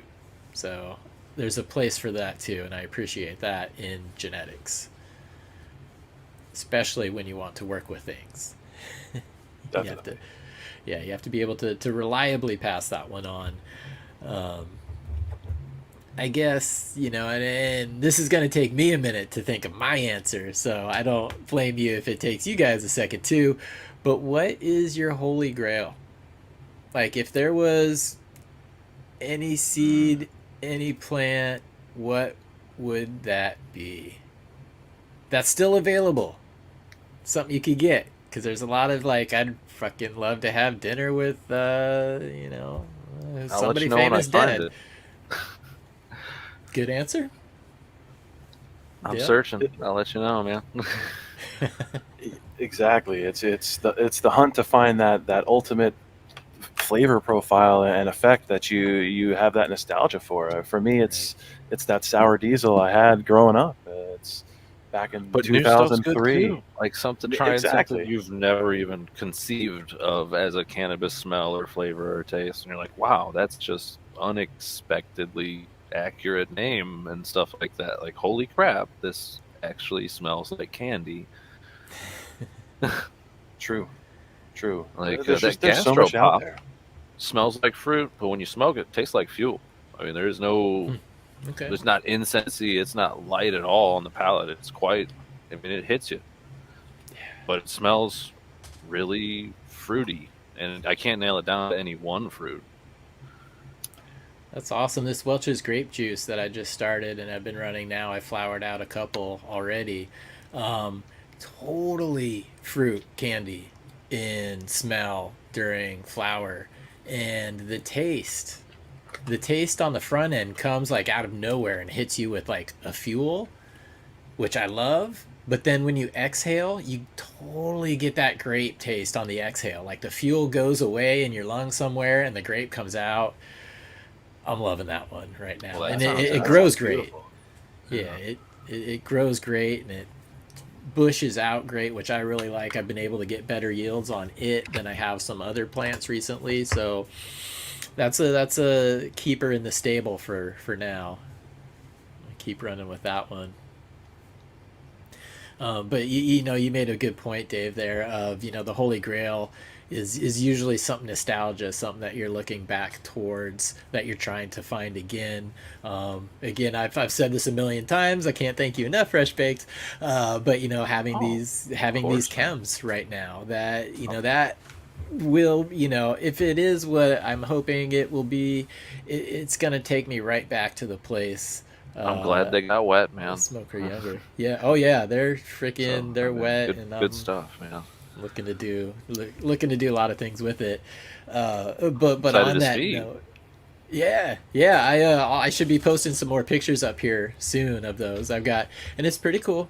Just because of the 4 that I popped right now, I have 2 that are tall and I have 2 that are short, and they the short ones look exactly like they might be male. The tall stretchy ones might be male.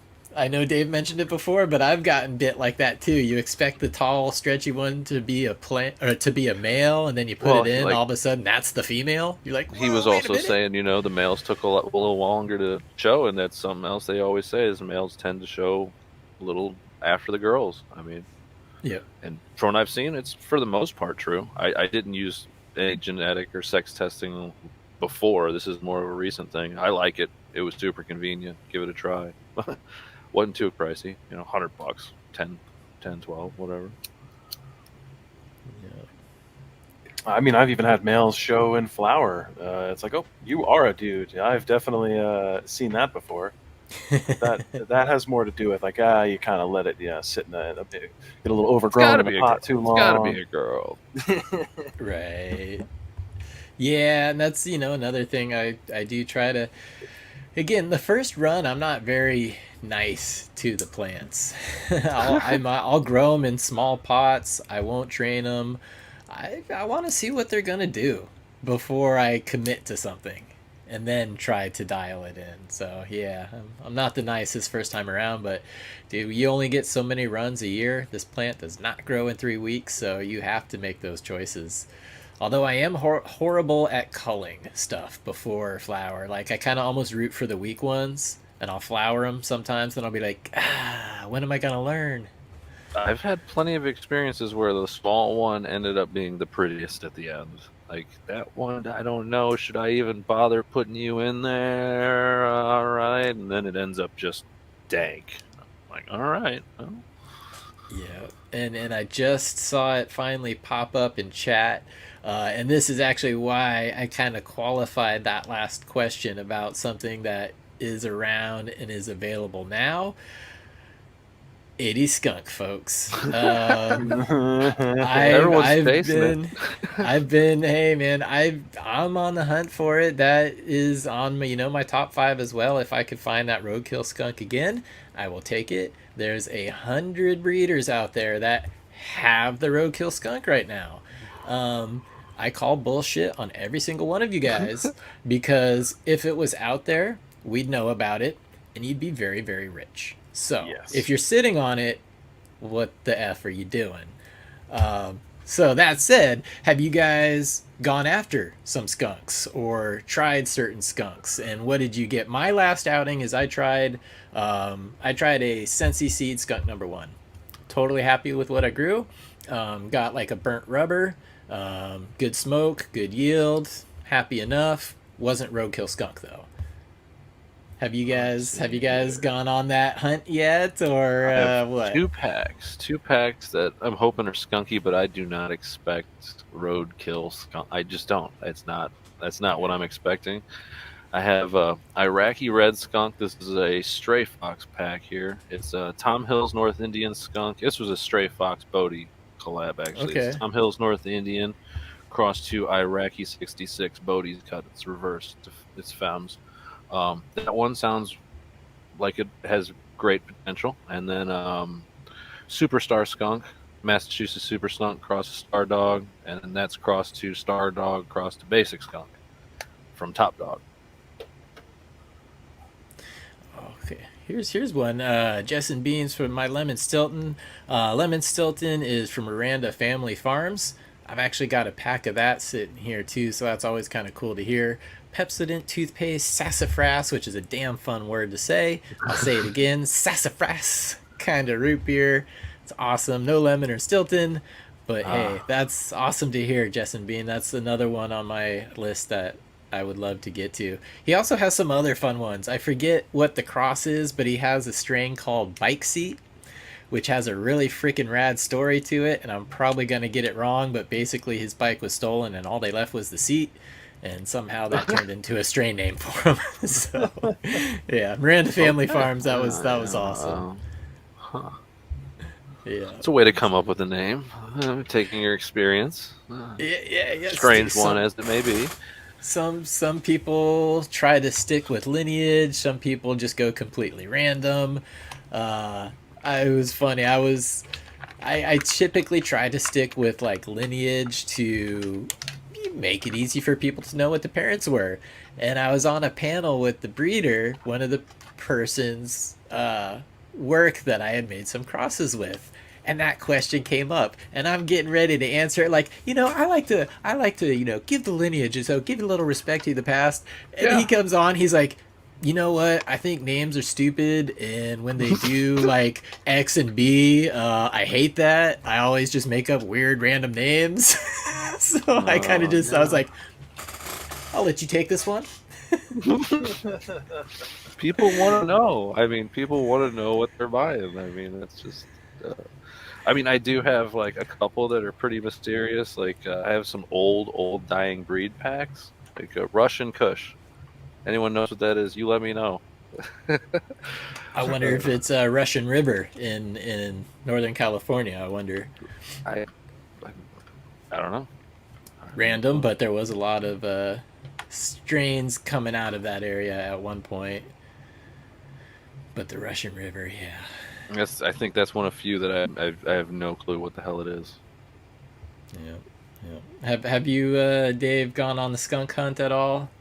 I haven't gone on the hunt yet. I have intentions to. I've got some of the authentic genetics. Todd McCormick has his skunk one that he got through Skunk Man Sam. You got some of those? I did get some of those. Okay. I was looking at that. Mm-hmm. Now, he said he selected more towards the acrid, but I mean, skunk one is definitely a sweeter skunk. It's not really that roadkill skunk, so we'll see. And the other one I had intention to was the Dominion. Maybe some citrus in there or something. The Dominion has a good reputation. Yep. Cool. And again, like I was saying with some of the, the Spanish or European breeders, I know it's not what you say it is, but I don't know that it's bad.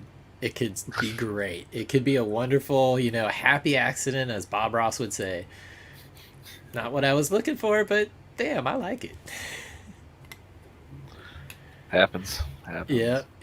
And actually, I'm gonna go back to Justin being here. I've wondered this just in the back of my mind too. But dude, check this out. We always Who say knows what that they were growing the stuff with. Who knows? Yeah, and we always say environment makes, like all three of us could grow the same clone, but our environment's going to make it different. The feed we give it's going to make it different. Our elevation differences alone will make them express differently because of the barometric pressure. Yep. So that, that was in the back of my head. I'm like, what if it really comes down to like they were feeding it crap? Because, dude, ask any organic person, does what you feed it affect the taste? The answer is got to be yes. And I do CrossFit too. No. But yeah.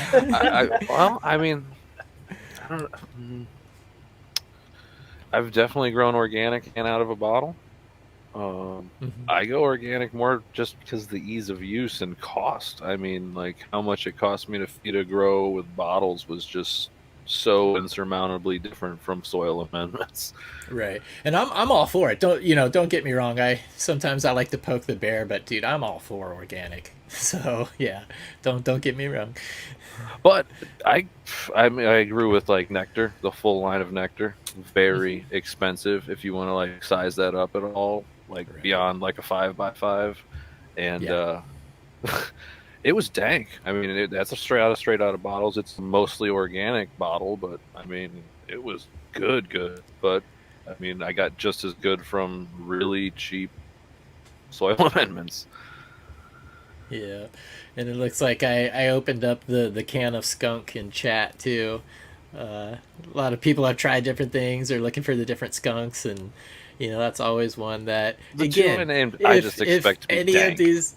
Yeah, and again, and if any of these 100 breeders that say they have it really has it, dude, we'd know. Okay, we would know.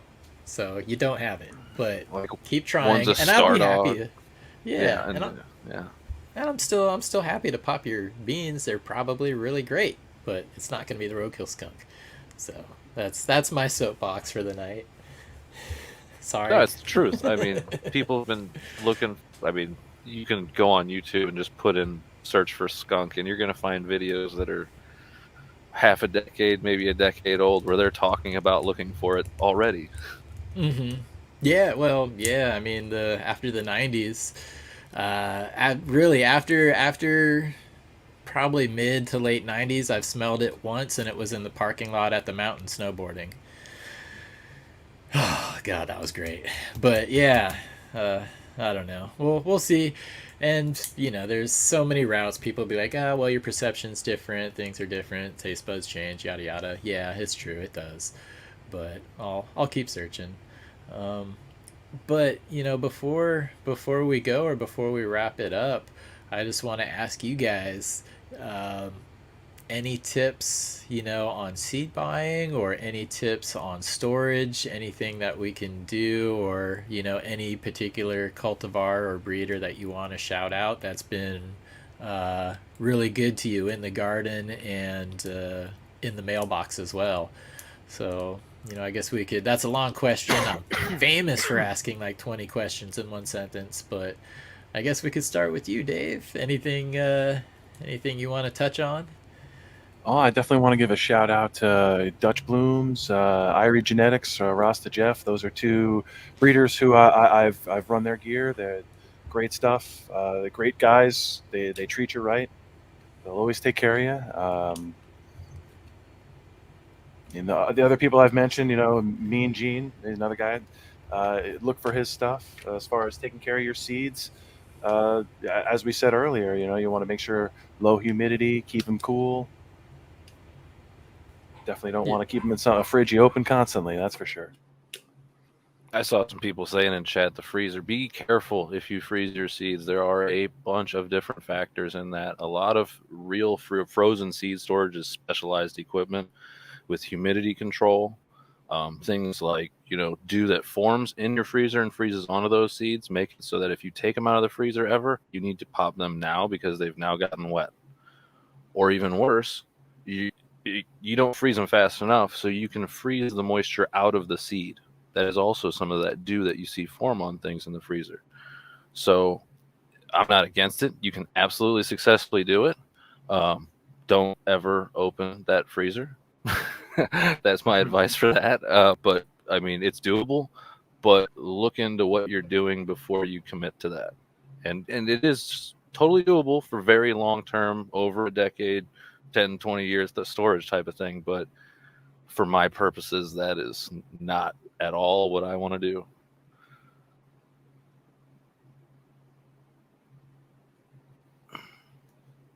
Secret sauce seeds. Oh, sorry, I'm talking with the muted mic, but it says, where can I get some secret sauce seeds? And I think that's in a reference to one of my strains that I have crossed. It was a 90s bag seed, and I had used it for many years, so I'm very confident with the plant. I just named it Secret Sauce because that was better than just saying 90s bag seed, but that's absolutely what it was. So there isn't going to be any pure seeds of that. I did cross that plant with many things. I still can't get that original 100% bang on replication of it. But I'm happy with the crosses that it went into. But yeah, Secret Sauce was just, again, I had to give it a name, so I'm like, fuck, it's my secret sauce. What? I mean, I don't know. But yeah, so that's the reference there, Philip. Sorry about that. That's awesome. Both of you have had good success with bag seed. I mean, that's pretty cool to actually hear from two people at one time like that. This was early, my early days. This is before I had picked up a lot of other genetics. So, a lot of times people back then, and even still today, that might be what you're starting with, is a bag seed from some fire, something that you really loved. And again, if one pops out of that half ounce, you're just like, yeah, I'll throw that in the dirt. Well, yeah, that seems more reasonable. Yeah. See what happens. But most of the bag seed I've seen in my life was coming out of Mexican brickweed, and it was in great abundance. But don't expect it to be anything better than what you're smoking it from. So that's a good way to gauge it. Not everything is equal. And I saw this here, it says old school super sativa seed club stuff was killer, and I put that up because I know I asked you guys about packaging. One of my favorite packaging was from the super sativa seed club. I'm just old school. I've got cassette Walkmans back like 2 feet behind me, but they used to open up the cassette tape and the little center area where there's just the reels, whatever. The ribbon Yeah. would be sitting. Yep. So they would open it up, they take that out, they put the seeds in that little center area, put the lid back on, and there you go. You get your cassette tape, and that was your seed pack. I always thought that was cool. One of the cooler ones I've seen. Now people would question it because it's a cassette tape. Like, what the hell is this? It's old school, man. Don't you know? I know, but like, Yeah, right. Totally. I always say, if you've never rewound a tape with one of these, you're missing out. Just aging ourselves a little here. I know. And I used to, Okay. Dude, guys, thanks for coming and joining and talking seeds and talking collections. And Oh, thanks for having me on. Thank you. It. Yeah. Definitely a pleasure to be here. Cool. Well, hey, real quick, one time, do you guys want to, shout yourselves out, where people can find you, if they find you online, or somebody wants you to be their next great tester, how can they get a hold of you guys? Well, you can find me on Instagram, Dave_not_here, exactly as it's spelled on the screen. You can find me on Discord. I've got a Discord that's very small. But that's about it. Cool. FreshBakd. Find me on IG. It's just like that, FreshBakd without the E at the end. I don't post a lot or anything like that, but I will show you pretty plants every once in a while. Cool. Well, we do appreciate it. And I'm Chad.Westport on Instagram. That's where you guys can find me. And I'm trying to think, I'm racking my head right now. What do we got coming up? Ooh, tomorrow on FCP02, I believe we're going to have Hota Herb doing another clubhouse call. And I believe that starts at 6 p.m. on the West Coast. I know they've been doing that for a couple weeks in a row.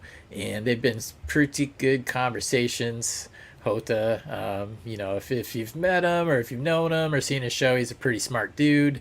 That's the logo he did. That was for this week, or last week, or Monday, or Thursday. Yeah, this is already passed, but there'll be another one tomorrow, I believe, at 6:00 p.m. on the West Coast. So, with that, I will say thank you guys. Appreciate your time. We'll get this ended. So thanks everybody in chat for tuning in. Thanks for the questions. Oh, and I see here Peter's got it on. He says KNF this week. All right. So we are coming in at 6 p.m. on the West Coast tomorrow with Hota Herb, talking some KNF. Not to be confused with KFC. Yes. But that's just me. I know. Hey, shit. I've had a plate of fresh baked chocolate chip cookies here this whole time, and I've resisted, okay? I've resisted. So I'm about to get Here's my dessert. Little Shroomies your bar. plant. Oh, wow. Oh, man. Look at you. That's my dessert for tonight. Nothing All like right. losing your Fun mind for an ride. evening. Fun, yeah. And we also have Leighton and Brian in the morning on the main Future Cannabis Project channel, Living Soil Conversations. Excuse me. That's 10 a.m. on the West Coast. So that's a fun show. If you guys didn't catch our show earlier in the day, Brian and Marco are doing the Brian and Marco show.